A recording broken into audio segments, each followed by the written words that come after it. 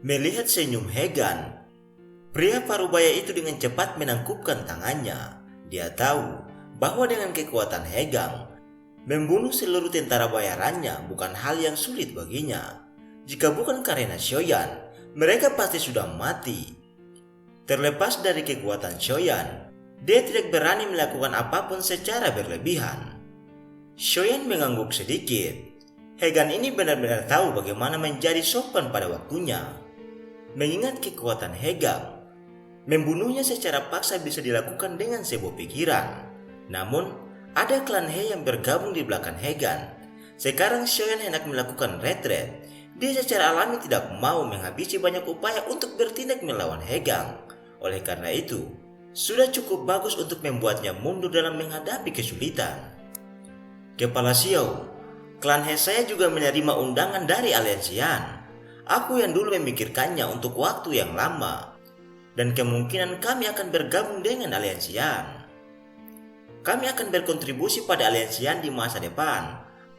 Hegan juga menghela nafas lega saat melihat Shoyan menganggukkan kepalanya. Shoyan kaget saat mendengar ini.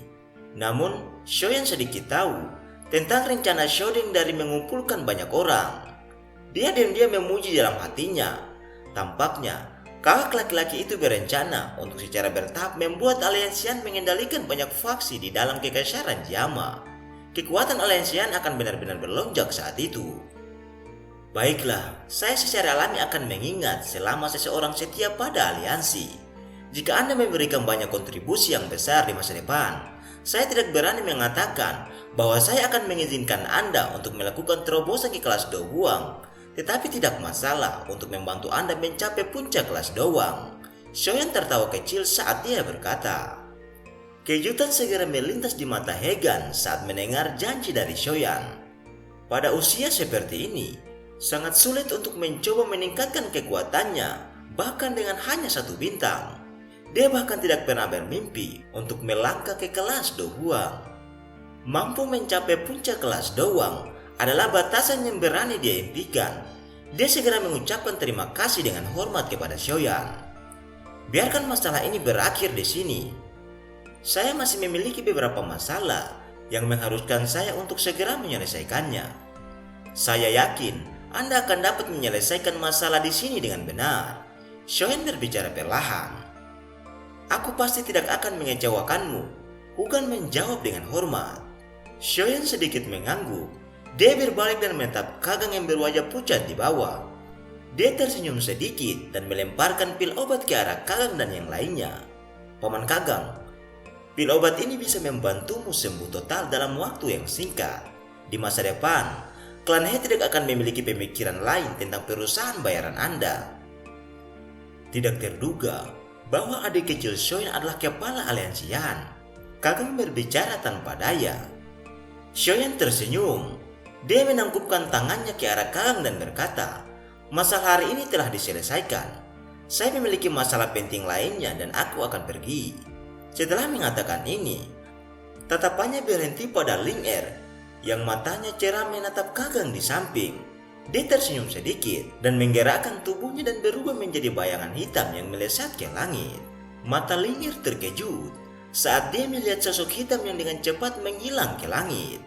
Matanya saat ini memiliki kilatan yang tidak biasa, kekuatan dan pengaruh yang menyebabkan seorang ahli doang merendahkan diri dengan mengangkat tangannya dan tidak melakukan apa-apa.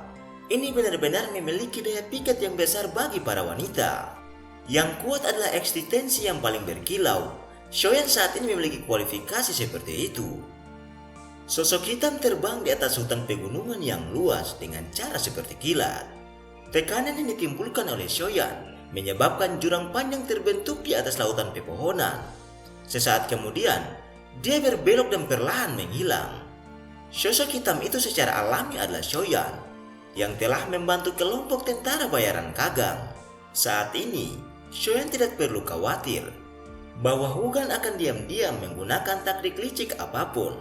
Ini karena dia tahu bahwa semua taktik itu tidak berguna di depan kekuatan absolut. Klan He yang kecil mungkin memiliki reputasi di bagian barat laut Kekaisaran, tetapi dari sudut pandang Aliansian, itu hanyalah faksi yang hampir tidak bisa melakukan apa-apa. Tidak perlu terlalu banyak usaha jika ingin menghancurkan klan He. Oleh karena itu, Shoyan dengan tenang pergi setelah menyelesaikan masalah yang ada. Dia tidak meninggalkan apapun saat dia pergi kali ini.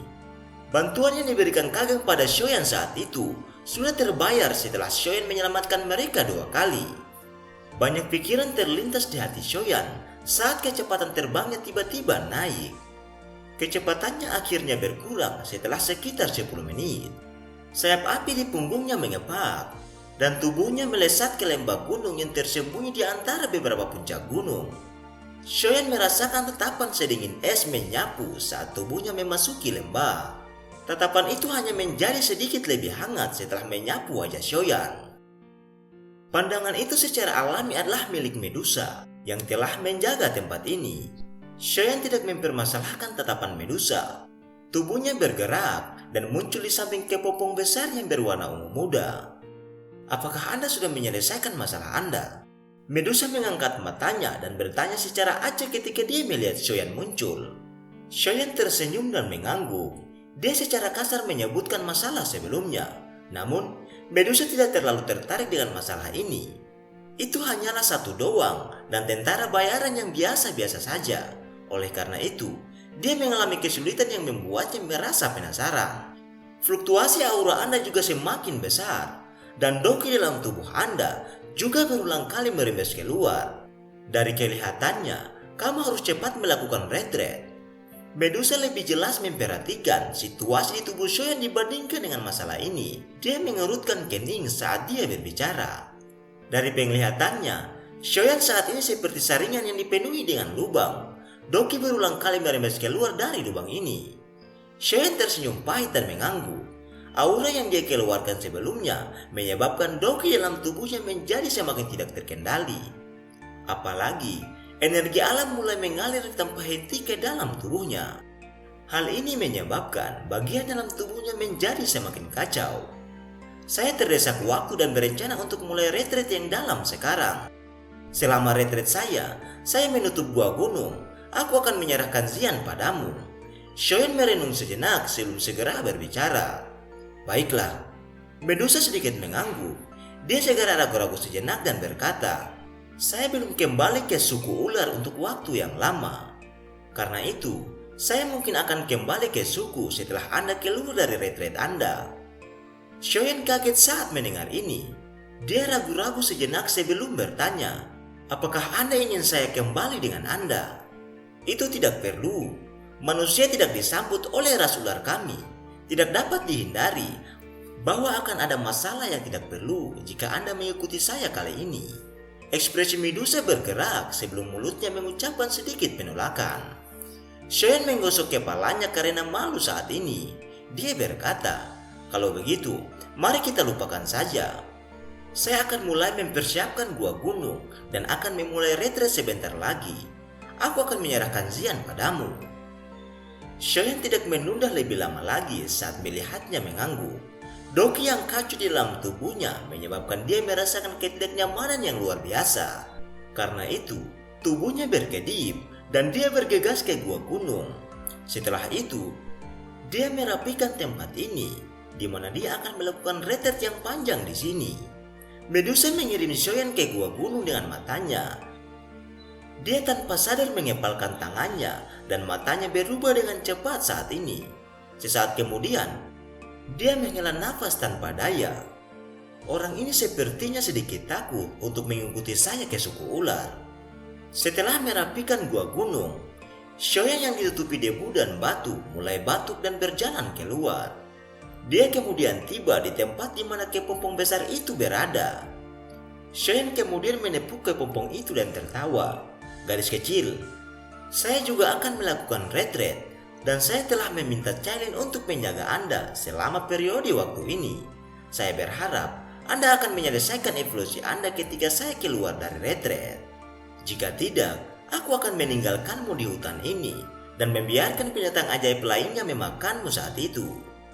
Kepompong itu tiba-tiba menjadi sedikit lebih cerah saat suara Shoyan terdengar. Shoyan tanpa sadar tertawa saat melihat ini. Medusa di sampingnya juga menggelengkan kepalanya tanpa daya. Orang ini masih ingin bercanda bahkan pada saat ini. Shoyan menepuk kepompong ringan itu sekali lagi. Dia menoleh ke Medusa dan berkata sambil tersenyum, "Saya khawatir ini akan menyulitkan Anda kali ini. Saya juga tidak menyadari berapa lama waktu yang saya perlukan selama terobosan ini. Jika saya menebak dengan benar, itu akan membutuhkan setidaknya setengah tahun." "Tenang, ini hanya setengah tahun." Medusa merapikan rambut yang ada di dahinya dan berbicara dengan lemah.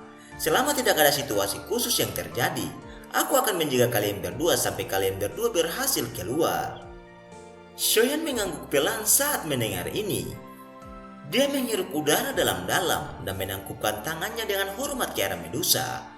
Dia tiba-tiba berbalik dan melangkah ke gua gunung saat itu.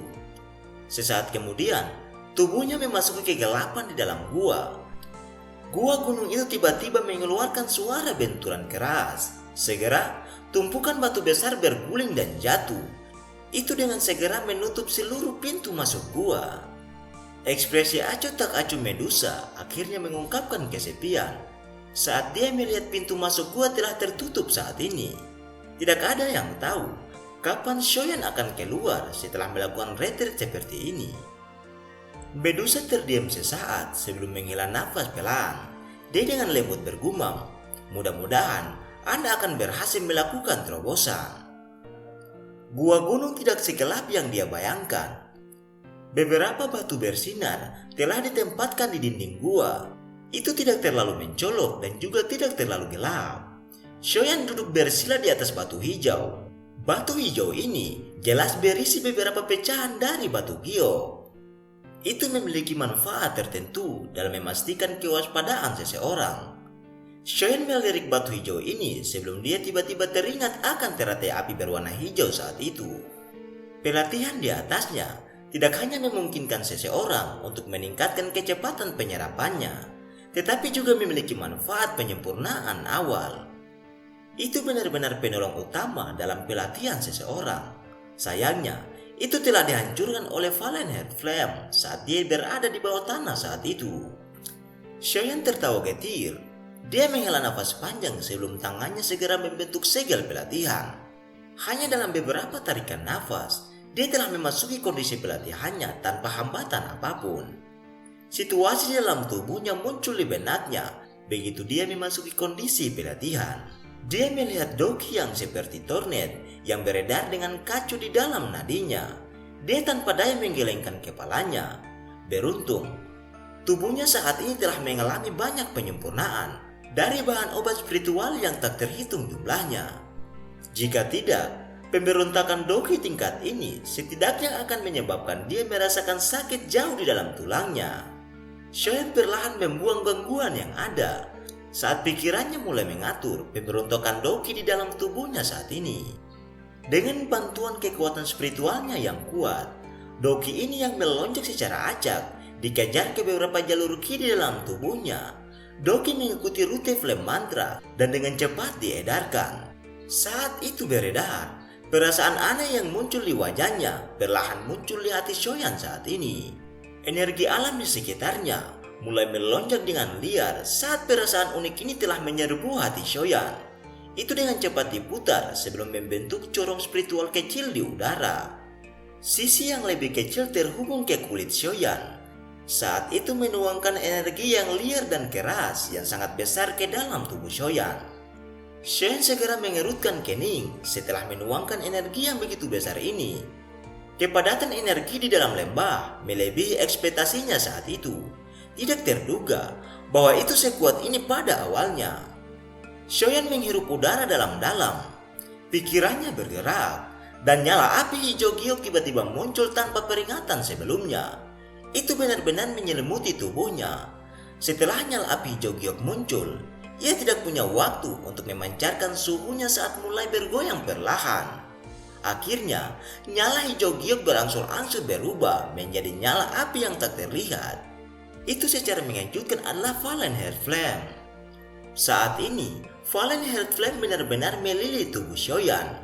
Tampak seperti lapisan pakaian api. Kecepatan energi liar dan kekerasan di sekitarnya yang telah mengalir dengan liar ke tubuh Shoyan itu segera berhenti di bawah perlindungan Valenheart Flame. energi alam yang agak berbintik-bintik itu akan dimurnikan sekali lagi oleh Valen Flame. Dengan cara ini, tekanan di dalam tubuh Shoyan segera berkurang secara drastis. Energi bersiul di dalam gua gunung. Untaian energi terjalin satu sama lain. Warna cerah yang indah terpancar di dalam gua gunung. Itu membuatnya tampak luar biasa dan indah. Di tepi cahaya energi yang tak terhitung jumlahnya, itu adalah tubuh Shoyan yang sedang duduk bersila di atas batu. Terobosan dari seorang doang menjadi Do Huang bukanlah hal yang biasa. Penerobosan seperti ini membutuhkan energi yang luar biasa besar. Ini adalah hal yang sama seperti yang dialami oleh Xian. Jumlah energi yang begitu agung secara alami bukanlah sesuatu yang dapat dicapai dalam waktu singkat. Oleh karena itu, seseorang hanya dapat mengandalkan pengumpulan energi untuk waktu yang lama. Baru setelah itu, dia dapat mencapai transformasi yang dia inginkan. Shoyan saat ini sudah memiliki kualifikasi untuk maju ke kelas Do Huang. Oleh karena itu, dia hanya memerlukan energi yang cukup untuk dapat melakukan terobosan. Begitu dia menyelesaikan pengumpulan energi, maju ke kelas Do Huang adalah masalah yang mudah dicapai. Satu-satunya kelemahan adalah bahwa kemajuan ini akan membutuhkan waktu yang cukup lama. Konsep waktu cukup kabur di dalam hutan pegunungan. Pada saat ini, 1 bulan telah berlalu saat Shoyan memulai retretnya. Namun, tidak ada sedikit pun keributan di dalam lembah. Bahkan kepompong besar berwarna ungu masih memancarkan cahaya yang terang dan tidak ada aktivitas yang tidak biasa. Tidak ada sedikit pun tanda-tanda bahwa dia akan memecahkan kepompong itu. Medusa juga tidak berdaya menghadapi masalah ini. Dia agak sedikit meremehkan besarnya energi yang dibutuhkan Xian untuk melangkah maju. Medusa membelai dagunya saat dia duduk bersila di atas batu besar. Tatapannya berhenti sejenak pada kepompong itu dan beralih ke gua gunung yang ditutupi oleh pecahan batu yang tak terhitung jumlahnya. Dia mau tidak mau menghela nafas pelan ketika dia melihat bahwa tidak ada sedikit pun aktivitas di sana. Aura Shoyan semakin menjadi kabur setelah 3 hari dia mundur. Setelah beberapa hari, auranya benar-benar tersembunyi. Bahkan dengan kekuatan Medusa, dia hanya bisa merasakan sedikit aura di dalam lembah jika dia menggunakan semua kekuatannya. Dia tahu bahwa Shoyan saat ini sedang mempersiapkan dirinya untuk maju ke kelas Do Huang. 2 orang ini benar-benar menguji kesabaran saya. Medusa menesah tanpa daya. Dia hanya bisa menarik pandangannya dan perlahan menutup matanya saat dia memasuki mode pelatihan. Dia hanya bisa menggunakan pelatihan untuk menghabiskan waktu di bawah tugas yang membosankan ini. Hari-hari di dalam lembah berlalu dengan cara ini. Waktu dengan cepat mengalir tanpa perubahan besar. Suara apapun di dunia luar sulit menyebar ke tempat ini. Itu memberi Shoyan dan Xian lingkungan pelatihan yang paling tepat untuk melakukan retret.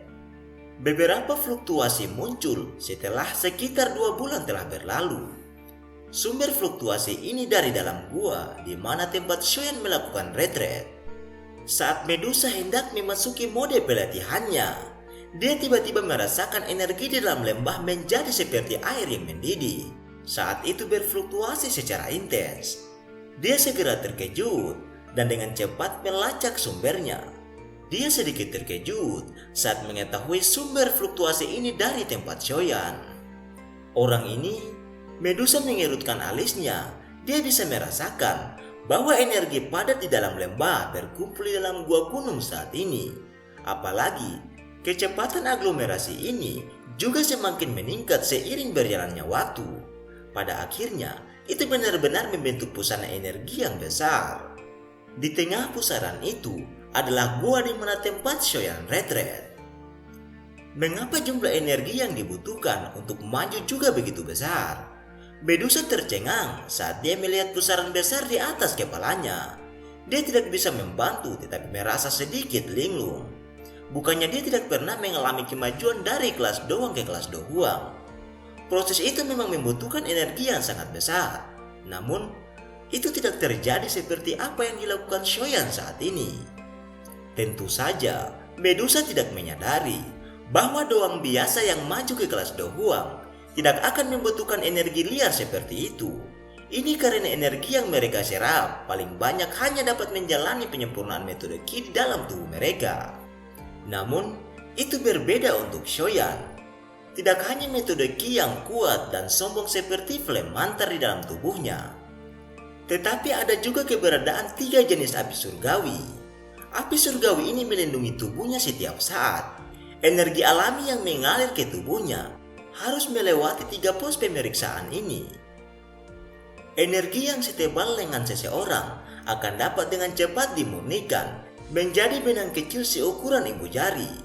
Bahkan setelah energi memasuki tubuhnya dan menjalani penyempurnaan metode Ki Flame Mantra, energi seukuran ibu jari itu akan menyusut lagi dengan cepat. Cerita pun berakhir. Terima kasih telah menonton video ini. Jangan lupa untuk like, komen, dan subscribe. Sampai jumpa di video selanjutnya.